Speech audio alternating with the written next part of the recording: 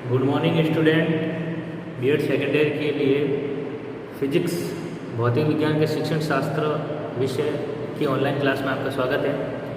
पिछली कक्षाओं में हमने इससे पहले की कक्षा में कल हमने ये अध्ययन किया था कि नफील्ड भौतिक परियोजना का पाठ्यक्रम और उसकी परियोजना एक संस्था है नफील्ड फिजिक्स प्रोजेक्ट जिसमें शिक्षण शास्त्री, दार्शनिकों और वैज्ञानिकों को शामिल किया गया, टीचर्स को शामिल किया गया। इन सभी को शामिल कर एक समिति बनाई गई जिसमें ये बताया गया है कि उसके आधार पर हम फिजिक्स, केमिस्ट्री और बायोलॉजी इन सभी सब्जेक्ट का, स्पेशली फिजिक्स का कैसे हम पाठ्यक्रम बनाएंगे और शिक्षकों को कैसे प्रशिक्षण देंगे और उसके आधार पर हम कैसे एक पूरे शिक्षण अधिगम की व्यवस्था करेंगे। ठीक है, तो उसके बारे में हमने कल पाठ्यक्रम परियोजना के बारे में पढ़ा था, जिसमें उन्होंने कई विद्यालयों पर ओ लेवल प्रयोग किए, फिर कहीं पे 11th में प्रयोग किए, फिर 9th से 11th वर्ग के बालकों को प्रयोग किए। इन सभी प्रयोगों से ये प्राप्त हुआ कि हमें किस आधार पर कार्य करने हैं और कैसे कार्य करने। आज हमारा प्रकरण है या आज हमारा टॉपिक फिजिक्स शास्त्र में है कि नफील्ड भौतिक विज्ञान जो एक समिति बनाई गई थी फॉरेन में, उसमें भौतिक विज्ञान के कार्य उन्होंने कौन से कार्य बांटे, क्या इस समिति का उद्देश्य, क्योंकि प्रत्येक समिति का उद्देश्य ये होता है कि उनको कार्य बांटे जाते हैं, इसलिए कार्यों के आधार पर ही वह समिति बनाई जाती है। तो उन्होंने ये कार्य अपने कौन से डिसाइड किए उनके बारे में आज डिस्कशन करेंगे। उनका मुख्य कार्य क्या था, किस आधार पर इस समिति बनी, उन्होंने क्या सुझाव दिए और किस कार्य को करने के लिए अनुमति दी। तो सर्वप्रथम है उच्च स्तरीय संबंधों को स्थापित करना और सुझाव देना। इसमें दो तरह की कमेटी, सब कमेटी बोलते हैं या सब डिवीजन बोलते हैं, बनाया था। जिसमें पहला नाम है साइंस मास्टर एसोसिएशन, दूसरा वुमेन मास्टर टीचर। ठीक है, दो एसोसिएशन है जिसमें नाम दिया हुआ है, साइंस मास्टर एसोसिएशन और वुमेन मास्टर एसोसिएशन। ठीक है, जिसमें किन किन को शामिल किया गया, शिक्षकों को शामिल किया गया, शासन प्रतिनिधित्व मतलब जो गवर्नमेंट के ऑफिसर्स है या गवर्नमेंट है या मंत्री है उनको शामिल किया गया, अंतर्राष्ट्रीय प्रतिष्ठान, अंतर्राष्ट्रीय स्तर पर जो वैज्ञानिक प्रतिष्ठित है, शिक्षाविद है, मनोवैज्ञानिक है, इन सभी को इसमें सलाहकार के रूप में शामिल किया गया और एक सलाहकार समिति बनाई गई। ठीक है, जिसके निम्नलिखित कार्य क्या है, सलाह देना किसी भी गवर्नमेंट, किसी भी संस्था। तो इसका पहला होता है उच्च स्तरीय संबंध को स्थापित करना और सुझाव देना।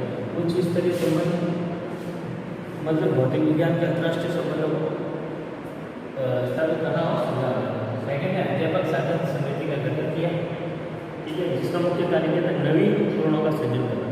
जो अधिगम में सहायक सामग्री यूज आती है उसके नवीन उपकरणों का सृजन करना इस समिति का मुख्य उद्देश्य था। नेक्स्ट है शिक्षा मंत्रालय का गठन किया गया जो प्रशासनिक कार्य में मदद करता है। ठीक है, हम सभी देखते हैं कि हमारे यहाँ भी एक शिक्षा मंत्रालय जो अलग अलग स्तर पर अलग अलग है, उच्च प्राथमिक स्तर पर अलग है, जिला स्तर पर अलग है, फिर प्राथमिक स्तर पर अलग है, फिर मेन जो अजमेर है माध्यमिक शिक्षा बोर्ड, शिक्षा मंत्रालय जयपुर। ठीक है, तो ये सारे एक शिक्षा मंत्रालयों का गठन किया जो प्रशासनिक कार्य करेंगे, ना कि शैक्षणिक कार्य करते हैं। शैक्षणिक कार्य के लिए विद्यालय, महाविद्यालय और गवर्नमेंट स्कूल से, प्राइवेट स्कूल से, ऐसे कुछ शिक्षण कार्य के लिए ये होते हैं शैक्षिक विभाग और ये होते हैं प्रशासनिक विभाग। शिक्षा मंत्रालय प्रशासनिक विभाग में आता है जो प्रशासनिक कार्य करेंगे। प्रशासनिक कार्य के तौर पर वह आदेश पारित करेंगे कि पाठ्यक्रम कैसा निर्माण करना चाहिए और कैसा पाठ्यक्रम चलेगा, कौन सी पुस्तकें संपादित होगी, किस किस विद्यालयों में क्या क्या कार्यक्रम चलेंगे, एक फिक्स पैटर्न डिसाइड करते हैं प्रशासनिक तौर पर। ठीक है, शिक्षा मंत्री बैठते हैं इसमें और भी प्रशासनिक अधिकारी बैठते हैं। ठीक है, तो ये उसका काम था। एक शिक्षा मंत्रालय का सुझाव दिया गया कि शिक्षा मंत्रालय होना चाहिए स्तर पर। अंतिम सुझाव है सेवानिवृत्त सदस्यों की समिति बनाई। ठीक है, जिसका कार्य क्या था, नवीन पाठ्यक्रम का अध्ययन करो या पुराना पाठ्यक्रम का अध्ययन करो, अरे उसको निर्माण करो। ठीक है, अब इन्होंने क्या किया कि एक सेवानिवृत्त जो मतलब कहीं से रिटायर है, टीचर्स है या कोई चीज़ वैज्ञानिक है, तो वो क्या करेंगे, उनको इकट्ठा करेंगे और एक समिति बनाएंगे और पाठ्यक्रम पे उसको सुझाव मांगेंगे और उसके निर्माण करने की प्रक्रिया उनको समझाएंगे और उनका निर्माण करवाएंगे। ठीक है, तो ये सारी चीज़ें डिटेल में इन्होंने 4-5 बातों का डिटेल अध्ययन किया, फिर इस पर काम किया। ठीक है, तो शिक्षा मंत्रालय की सहायता के लिए देश के विभिन्न विद्यालयों से संबंधित स्थापित किए गए। ठीक है, अब शिक्षा मंत्रालय बन गया। अब इसने क्या किया कि सारे जो देश के या राज्य के जितने भी स्कूल्स थे, शिक्षण संस्थान थे, उनसे संपर्क करेगा। ठीक है, फिर उनसे तर्क संगत करेगा, उनसे राय लेगा, उनसे डिमांड मांगेगा कि क्या करना चाहिए क्या नहीं करना चाहिए। ठीक है, विचारों को करते हुए कई चीज़ों को उसने अपनी समिति में विचार को विद्यालयों में प्रयोग करने की कोशिश की। तो उसको कुछ समस्या आएगी, सीधी सी बात है, काम करेंगे तो समस्या तो आएगी। तो कौन कौन सी समस्या है, उन समस्याओं को मैं बता देता हूँ। ठीक है, तो उनको पाठ्यक्रम निर्माण में कुछ समस्या है। पहली समस्या शिक्षकों से संप्रेषण।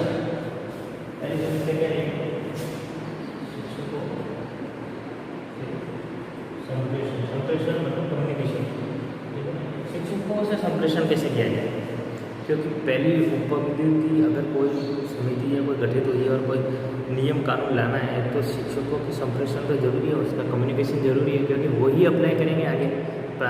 निचले ग्राउंड लेवल पर तो शिक्षक ही अप्लाई करेंगे किसी चीज़ को, तो उनकी हामी उनकी ना वो जरूरी है। तो पहली कमी है शिक्षकों से संप्रेषण। ठीक है, दूसरा है छात्रों द्वारा शिक्षा प्रणाली की नई विधि को अपनाना। ठीक है, पहला शिक्षक में संप्रेषण इस पर काम करना है। दूसरा है छात्रों द्वारा नवीन विधि को अपनाना। ठीक है, नवीन विधि को अपनाना मतलब कि छात्र पुरानी विधियों से बढ़ रहा है, एकदम से उसको नई चीज़ देंगे तो उसको समझने में थोड़ा टाइम लगेगा। वो कैसे अपनाता है, वो कितना टाइम लेता है, उस पर ये समस्या में फेस होती है। ठीक है, विचारों की व्यवहारिक एवं नवीन विचारों का मूल्यांकन। ठीक है, अब मूल्यांकन नवीन विचारों का मूल्यांकन की पद्धति।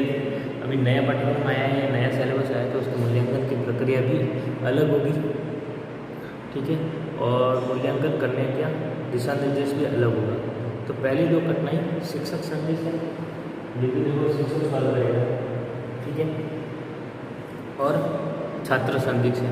ठीक है, और द्वारा दूर करने का प्रयास किया जा सकता है। शेष दो कठिनाई है जो दूर करने के लिए समिति ने अपना सूझबूझ का प्रयोग किया। ठीक है, अभी ये तो शिक्षक संप्रेषण शिक्षक को सुधारेगा, छात्र है तो छात्रों को अपनाना पड़ेगा, अपनी लर्निंग विकसित करनी पड़ेगी।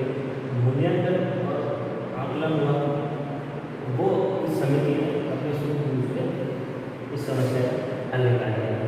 ठीक है, तो ये चीज़ ये निफिल्ड का मुख्य कार्य था। ठीक है, हमने इसके परियोजना और पाठ्यक्रम के बारे में अध्ययन किया, इसके कार्यों के बारे में मैंने आज डिस्कस करवा दिया। अगली क्लास में हम इसकी विशेषता पढ़ेंगे कि चलो कार्यवाही तो हो गई, इसकी विशेषता क्या थी कि ये क्यों मतलब प्रैक्टिकल लाइफ में या व्यवहारिक लाइफ में ये क्यों कामयाब हुआ, इसकी कमियाँ क्या रही, विशेषता क्या रहेगी। ठीक है, फिर इसके बाद में एनसीएफ पढ़ेंगे जो इम्पोर्टेंट है। ठीक है, अगली कक्षाओं में हम बाकी का अध्ययन करेंगे।